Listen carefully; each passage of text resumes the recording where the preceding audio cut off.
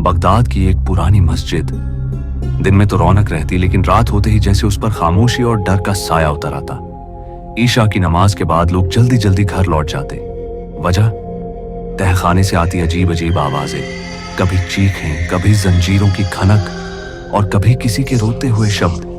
अजाब, अजाब। लोगों में दहशत थी। कई महीनों से कोई वहां तहज्जुद पढ़ने की हिम्मत नहीं कर पा रहा था। आखिरकार मोहल्ले के लोग एक बुजुर्ग आलिम शेख अब्दुल हकीम के पास पहुंचे।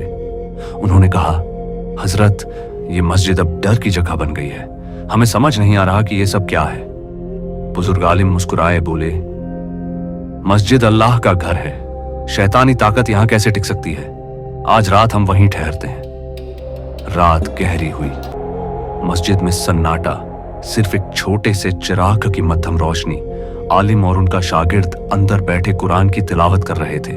तभी अचानक नीचे से फिर वही आवाजें, पहले हल्की फिर और तेज, जैसे कोई जंजीरों को घसीट रहा हो। शागिर्द कांप गया, बोला, हजरत, ये इंसानी आवाज नहीं लगती।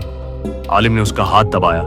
डरो मत, याद रखो, जहां कुरान की तिलावत होती है वहां कोई बुराई कायम नहीं रह सकती।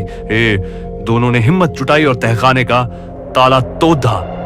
अंदर घुप अंधेरा, हवा भारी सी, जैसे सदियों से कोई बंदिश यहां दबी हो। दीवार के कोने में पढ़ी थी एक पुरानी किताब। उसकी जिल्द पर अजीब नक्श और उलटे सीधे चिन्ह बने हुए थे। जैसे ही आलिम ने कुरान की आयतें पढ़ी, तहखाना कांप उठा। चिराग की लौ जोर से लहराई और फिर दीवार से काली परछाई निकलकर सामने आई, ऊंची, डरावनी, आंखों में जैसे आग। वो गूंजी, यह मेरी जगह है। मगर आयतों की तिलावत और तेज हुई। शागिर्द भी जोर जोर से कुरान पढ़ने लगा।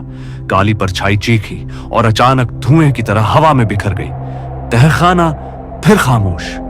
आलिम ने किताब को कपड़े में लपेटा और कहा, यह जिन्नात और टोने की किताब है। किसी ने इसे यहां छुपा दिया था। लेकिन याद रखो, मस्जिद अल्लाह का घर है, यहां सिर्फ उसकी रहमत रहेगी। उस रात के बाद से तहखाने से कभी कोई आवाज नहीं आई।